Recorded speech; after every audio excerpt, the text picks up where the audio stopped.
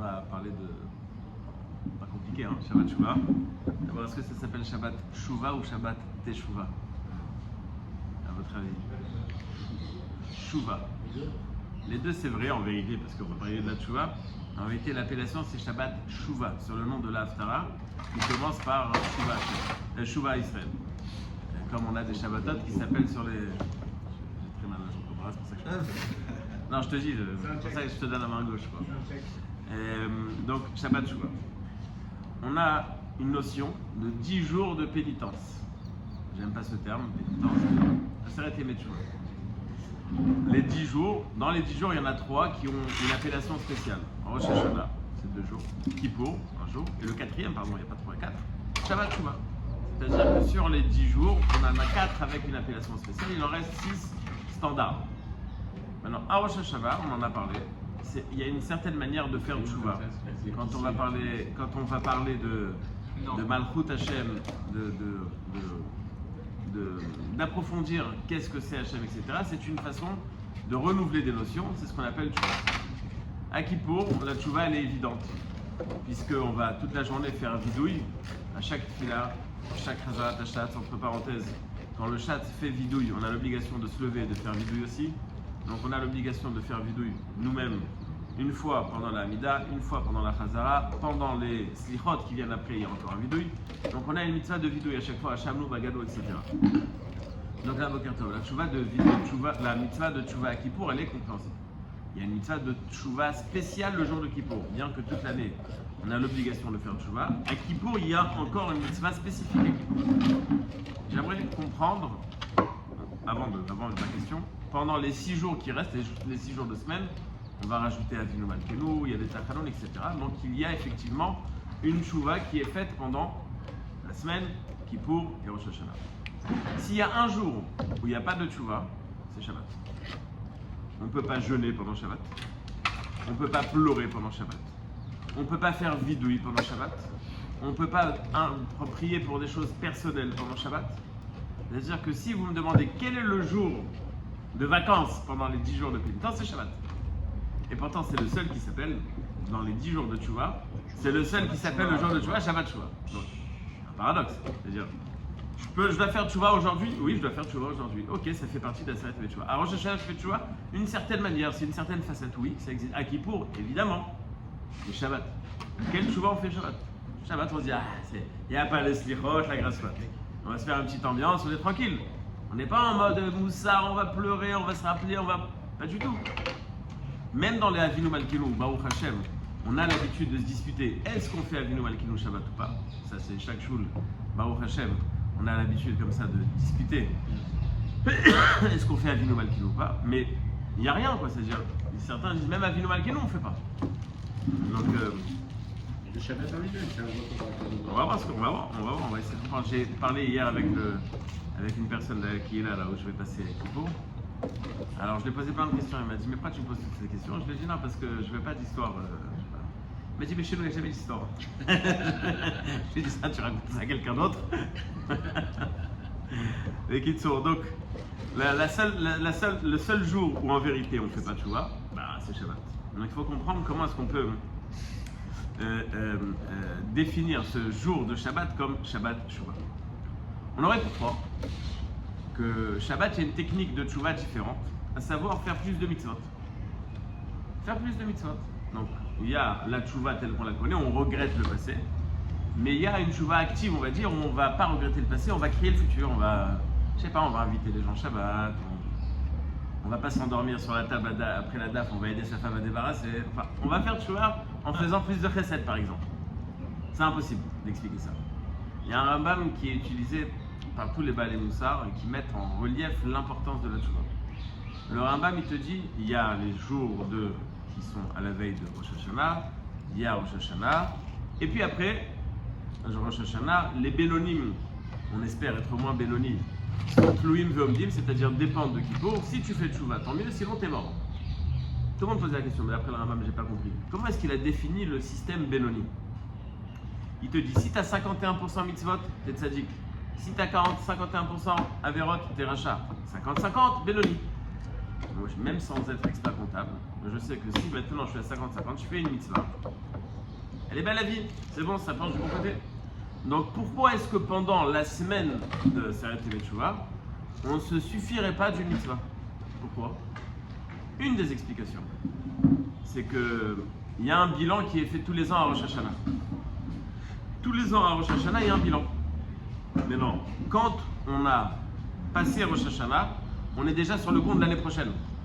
Maintenant, nous, on est en train d'analyser ton bilan de l'année dernière. Tu as fait combien de mitzvot l'année dernière, combien de averot? Tu étais à 50-50. Qu'est-ce que tu dis? Oui, mais le 4 Tishrei, 2 jours après Rosh Hashanah, j'ai fait la tzedaka. Oui, mais ça intéresse personne, ça c'est pour l'année prochaine. L'année dernière, on est resté à 50-50. Donc les mitzvot que tu fais aujourd'hui ne peuvent pas être effectives pour ton statut de l'année dernière. La seule chose qui peut être effective, c'est la tchouva que tu vas faire qui va annuler des averot, qui va faire pencher la balance du côté positif. C'est une des réponses. Une autre réponse, elle est peut-être plus grave, c'est que n'importe quelle mitzvah que tu feras ne sera jamais suffisante. Pourquoi? La avera de ne pas faire tchouva pendant un série de tchouva est tellement grande que rien ne peut combler. C'est-à-dire que tu étais à 50-50. Tu dis j'ai fait plein de mitzvot. Mais tu as fait tchouva? Non, je n'ai pas fait tchouva. C'est tellement grave de ne pas avoir fait tchouva que tout ce que tu feras comme mitzvah ne sera pas suffisant. Ça, c'est une autre réponse. Bon, en tous les cas, pourquoi est-ce que je dis ça? Ma question était de savoir en quoi je fais tchouva, Shabbat tchouva. Je fais pas tchouva, je fais pas vidouille, je fais rien du tout. Ah, mais peut-être je veux faire des mitzvot en plus. Mais non, ça marche pas non plus. Puisque les mitzvot que je veux faire ce Shabbat sont comptabilisés pour l'année prochaine. Donc, obligatoirement, il y a une tchouva à faire active et non pas des mitzvot, c'est-à-dire pas rajouter des mitzvot, mais annuler des averot. Donc, je dois faire tchouva. Maintenant, quand j'ouvre le Rambam de tchouva, il y a des règles. Vidouille, tu vas dire quel averot tu as fait, tu vas regretter, tu vas décider. C'est ça tchouva. Le Shabbat, je ne peux pas faire ça. Pas de tachalon, le Shabbat. Moi, je ne peux pas faire tchouva Shabbat. Ce Shabbat, il rattrape tous les Shabbats. Justement, ça renforce la question. Comment? Comment je peux faire tchouva? Il y a pas de vidéo. Je fais pas de tchouva. En faisant bien Shabbat. Oui, mais faire bien Shabbat, c'est pas. Tu as raison, c'est ce que j'ai proposé, mais c'est pas bon. Pourquoi? Comment c'est Azivat Tachet? Bidou, il n'y a pas. Harata, il n'y a pas. Azivat Tachet. Et qui a dit que Azivat Tachet ça marche sur les deux? Ouais. Alors, comment tu peux avoir Azivat Tachet si tu fais pas vidouille et tu prends conscience de la vraie que tu fais? Pourquoi ça ne marcherait pas le fait de faire totalement Shabbat correctement? Non, je ne vais pas dire ça, on va y arriver à ça. Voilà, mais il faut comprendre, c'est quelle facette de tchouva? Ça veut dire, le système de dire bon, j'ai fait un Shabbat dans l'année, c'est mettre tous les Shabbats, c'est marqué. C'est pas une invention. Je suis là, comment? Donc je dois faire tchouva. Donc qu'est-ce que je dois faire comme tchouva? Mais le Shabbat est plus important qu'il faut. Comment? Le Shabbat est plus important qu'il faut. Il y a une punition plus grave sur Shabbat que sur Kippour. Kippour c'est carré et Shabbat c'est vital. Au final, le fait qu'on ait vu la semaine dernière qu'on n'a pas sonné le chauffard parce que Shabbat y remplaçait, ça sera sûrement le même mahalar que dire que la puissance, la mahala de Shabbat en fait. On va parler de la malade Shabbat, mais c'est vrai qu'il y a une. Ce matin, j'ai pris conscience, j'étais à Mincha Arvit cette semaine, et il y avait là-bas une sikha, plusieurs sikhot qui m'ont beaucoup plu, et à la fin de la tfila, je voulais les prendre. J'ai oublié de les prendre. Des fascicules qui distribuent. Et ce matin, je me suis dit, j'avais le temps, je voulais écrire, et je croyais que je les avais vus dans un livre qui était à la maison. Et je cherche les sikhot, tu me dis, mais non, en fait c'était à la choule, je ne les ai pas retrouvés. Mais là-bas, il parlait de ce que tu dis, plus ou moins, c'est-à-dire comment est-ce que la lumière de Shabbat peut remplacer la lumière du shofar. Il y avait un inyan comme ça, al-pi la chassidut. Ah, ça c'est discussion au standard, on se frappe dessus. On le fait pas, c'est la marloquette habituelle. Avinu Malkenu Shabbat.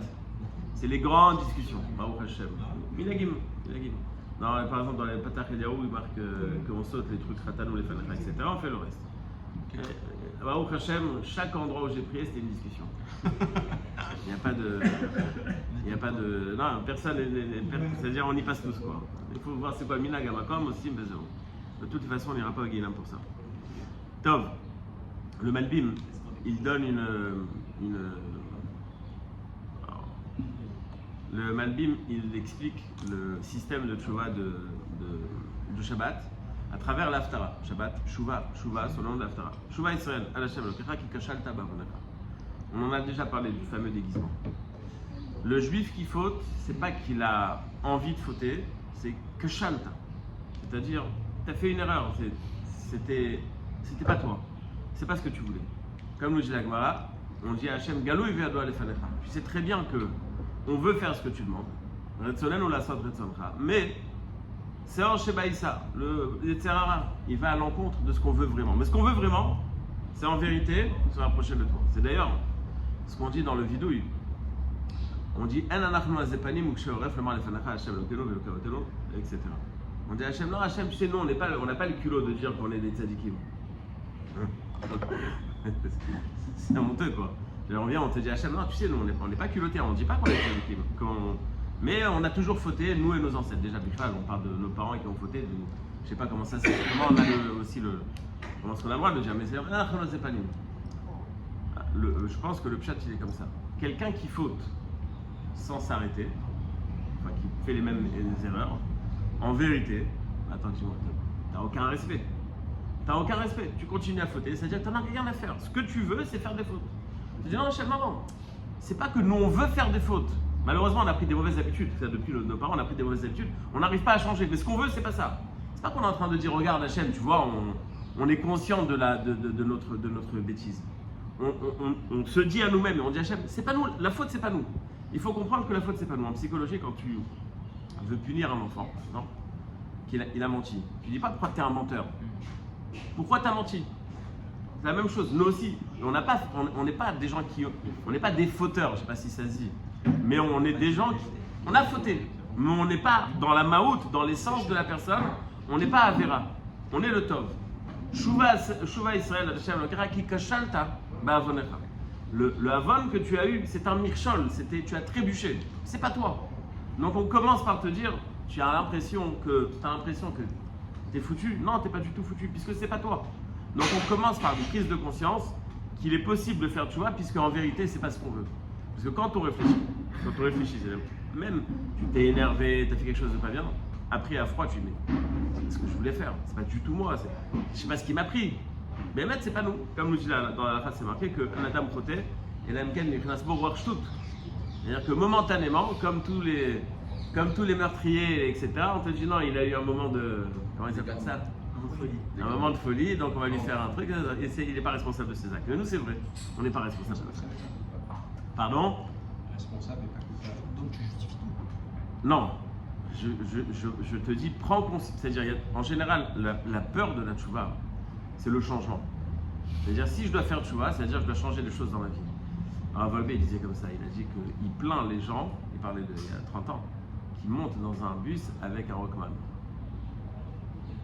Maintenant, on dirait avec un téléphone. Là-bas. Tu as peur, pardon? Il devrait se sentir mal s'il va aujourd'hui. Ouais, c'est ce que je dis. Non, tu as peur de te retrouver seul face à toi-même. Quand tu es seul face à toi-même, tu as un bilan, tu ne veux pas t'occuper, tu ne veux pas voir, tu ne veux pas entendre. Mais si tu prends conscience qu'en vérité, ça va. On connaît, il y a des choses qu'on repousse, ça fait 8 mois, on doit s'occuper d'un dossier, on repousse. En fin de compte, tu dis bon, on le fait, ça nous a pris un quart d'heure. 8 mois, tu étais en train de souffrir parce que tu dois le faire et tu ne le fais pas. Au final, ça t'a pris 10 minutes. Donc, si tu prends conscience que la tchouva, c'est pas si compliqué que ça, ok, viens, on le fait. Kashalta ba'avonecha, tchouva. Pourquoi? Kashalta, tu as trébuché, c'est pas toi. Après, il y a l'étape d'après. C'est ça qui va nous expliquer la tchouva de Shabbat. Parce que c'est le pasouk. Krui machem dvarim. Parce que c'est marqué. Krui machem dvarim veshuvu el Hashem. Prenez avec vous des choses, des paroles, et revenez vers Hashem. Il explique comme ça que il y a la tchouva technique. Bon, on est en période de tchouva, on sait ce qui est joué, il y a quand même des risques, quoi. Il y a notre vie, notre parnassa, etc. On n'a pas le choix, il faut faire tchouva. Bon, c'est déjà pas mal. Mais il y a un niveau supérieur. Si tu montres à Hachem que c'est pas simplement par intérêt ou parce que tu n'as pas le choix, mais que tu as un intérêt de te rapprocher, alors Krui Machem Varim, engagez-vous sur quelque chose. Montrez à Hachem qu'il y a un engouement. C'est pas bon. On fait la paix, mais il y avait la guerre froide, maintenant il y a la paix froide. Non. Viens, on fait quelque chose de plus. Viens, on essaie de créer une situation où il y a un rapprochement. Et on va, grâce à ça, arriver au niveau supérieur de la tchouva. Je raccourcis, et c'est très long. Il y a ce qu'on appelle tchouva me'ava. Il y a tchouva me'ira. C'est-à-dire, t'as pas le choix, hein.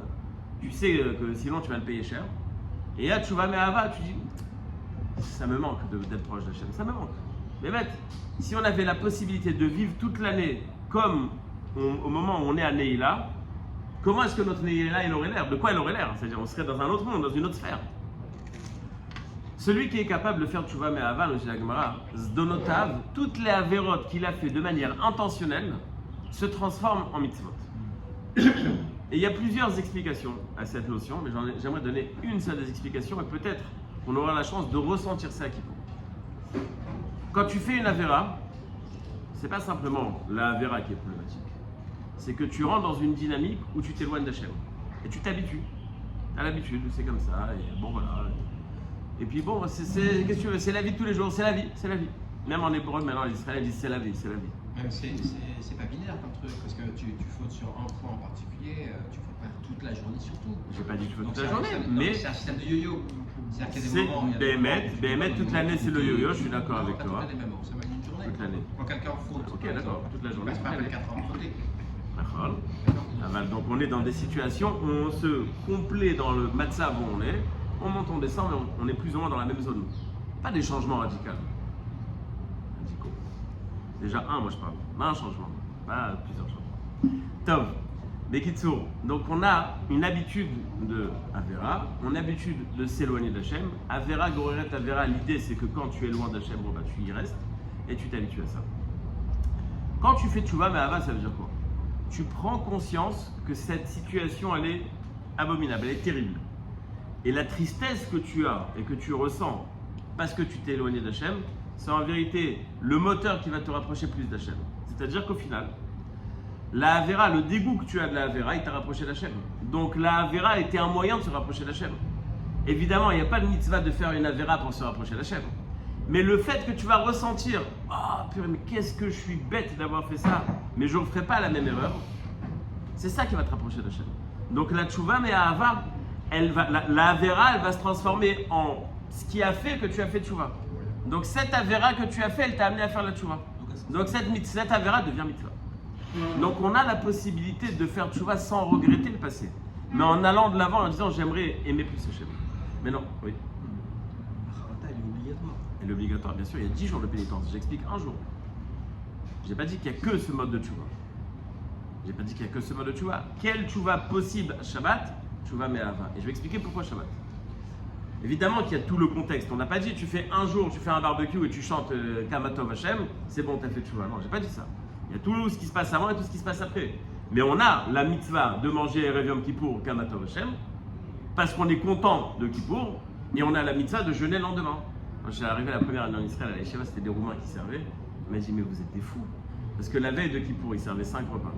Après Kippour, on ne sait rien. Motsei Kippour, tout le monde arrive affamé. Il me dit mais vous êtes des fous. On ne peut pas manger comme tout le monde. Faire des repas tous les jours. Mais on a une mitzvah donc de montrer sa joie de la tchouva, Erev Yom Kippour. La mitzvah de jeûner, c'est une autre facette de tchouva. Maintenant, pourquoi est-ce qu'on a plus d'aptitude à faire tchouva mais à Ava Shabbat? Parce que Shabbat, c'est le seul jour où il n'y a pas de contradiction entre le matériel et le spirituel.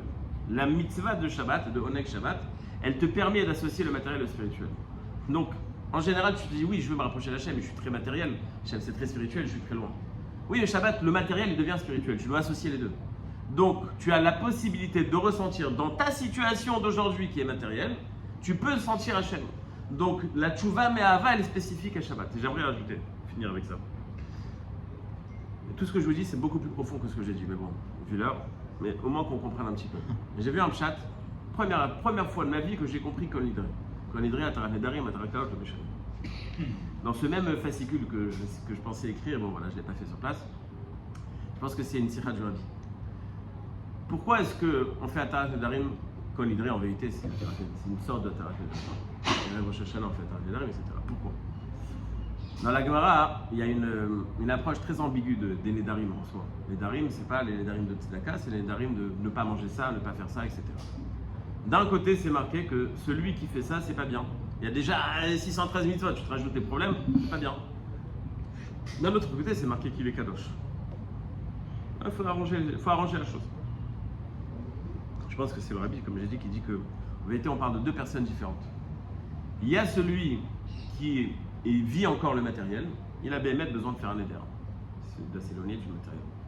Il y a celui qui est déjà éloigné du matériel, lui, le matériel n'est plus intérieur, il est extérieur. Au contraire, lui, il doit prendre le matériel et le matériel le transformer en spirituel. Tu ne fais pas de Nedarim, tu dois vivre dans le matériel. À Kippour, à Rosh Hashanah, dans cette période, on est en mode où il n'y a plus de différence matérielle et spirituelle. On arrive à faire ressortir le ani profond, ce que je suis vraiment. Kashalta ba'avonecha, tu as trébuché parce que ta profondeur à toi, ce que tu es vraiment, c'est que tu veux Hachem. Donc on est dans une situation où il n'y a plus le plus gros, la chose la plus matérielle n'est plus le contraire d'Hachem. Il n'y a pas de place en Éder. On est dans une situation, on va vivre une situation de rapprochement avec Hachem où le matériel il dérange plus. Donc on te dit fais attention. Donc l'idée de Tchouva, c'est pas simplement comme ça a l'air, et c'est pour ça que je dis que j'étais d'accord avec vous au début quand on a dit que c'est trop chrétien l'idée de souffrance, etc. Zenachon. L'idée de Tchouva, c'est pas simplement le côté. Comment ils appellent ça le truc là qu'ils mettent sur le genou, là, sur la jambe. Ils ont un truc là pour souffrir. Là. Je sais pas comment ça s'appelle. Les chrétiens ils font ça. Ouais, un truc comme ça. Et ils mettent un truc pour se faire saigner, enfin pour avoir mal. Ouais. Je sais pas exactement ce que ça s'appelle. Il n'y a pas de. C'est-à-dire s'arrêter à ça, on va dire, parce qu'il y a une mitzvah de jeûner. Mais s'arrêter à ça en mode souffrance, c'est pas ça. Le jeûne à Kippour, et tout ce qu'on fait à Kippour, c'est pour ressembler à des malachim. On a le minag de s'habiller en blanc, pour ressembler à des malachim. Tout le lien de se couper les cheveux avant Rosh Hashanah, avant. Pourquoi? Parce qu'on ressent qu'on est en train de monter à un autre niveau, on est plus respectable, on se rapproche d'Hachem. Donc la tchouva, en vérité, elle est basée sur, évidemment, le regret du passé, et ça, il y a des jours pour ça. Mais Shabbat, il y a une autre approche. Il n'y a plus de problème avec le matériel. Il y a Atarat Nedarim. Il y a une tchouva me'ahava. C'est pas qu'on va rajouter des mitzvot. C'est qu'on va prendre conscience que l'éloignement d'Hachem, ça n'en vaut pas le coup, et on va avoir envie de se rapprocher d'Hachem. Je finis avec une chose. Ça fait en soi tout au long de l'année. Des fois, je suis un peu clair, on va dire. Pour dire les choses gentiment. Je demande Mechila si quelqu'un s'est vexé. J'espère que non. J'espère que l'année prochaine, je ne vexerai personne. Mais bon, comme il va votre mot arrivé, donc. On se prépare des. Je fais comme Atarat Nedarim. Je demande Mechila avant. Non, mais qui a bien évolué depuis. Non, mais quelqu'un qui dit qu'il va fauter les Tchouva, il n'est pas pardonné. Non, c'est pour vous, ça c'est pour que vous fassiez Tchouva, ça c'est pas pour moi. Excuse-moi, la conjugaison du matériel et du spirituel qui existe à Shabbat, dans l'idéal, elle devrait exister tout au long de l'année. On met le matériel au service du spirituel. Donc finalement, cet argument qui consiste à dire à Shabbat, c'est particulier. Celui qui arrive à conjuguer matériel et spirituel tout au long de l'année, qu'est-ce qu'il fait de plus à Shabbat? Ouah. Alors d'abord, celui qui arrive à conjuguer Behemet, Ben Ishraï, je l'ai ramené plusieurs fois, ce Ben Ishraï, je pense qu'il est Sodi. Il parle de Yom Tov, il y a marqué que Yom Tov, il y a deux possibilités de conduite. Ou alors tu te coupes complètement, tu restes toute la journée au Beth Midrash, ou alors tous les jours, toute la journée, tu les grillades. Alors il dit, bon attends, Ben Ishraï dit, d'aller toute la journée au Beth Midrash, je comprends, mais les grillades toute la journée, je comprends pas. Alors il dit qu'il y a deux niveaux de tzaddikim. Il y a le tzaddik qui a encore un certain attrait pour le matériel. Lui, il doit se couper du matériel. Jusqu'à que son corps, il ne ressente plus rien pour le matériel. Il y a celui, celui qui n'a pas encore coupé. Celui qui a plus rien, aucun attrait pour le matériel, lui, il doit être méchabed, le matériel au spirituel, c'est-à-dire que lui, il doit être en train de manger toute la journée. Je prends comme exemple, par exemple, le Baba Saleh, par exemple. Il y a des moments où il jeûnait de Shabbat à Shabbat, il y a des moments où il faisait des repas à rallonge.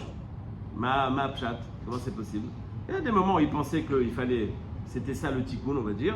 Il y a d'autres moments qu'il fallait faire comme ça. Maintenant, Shabbat, il y a, à part ce que l'homme il est, il y a une éhara spéciale. Et c'est d'ailleurs pour ça le Maharal il dit que le Shabbat Tchouva il s'appelle Tchouva puisqu'on est dans une période de Tchouva et que la lumière qu'on va recevoir à Shabbat, c'est une lumière spéciale qui va nous permettre de faire Tchouva avant Shabbat, après Shabbat. Il dit c'est la même chose comme Shabbat Agadol.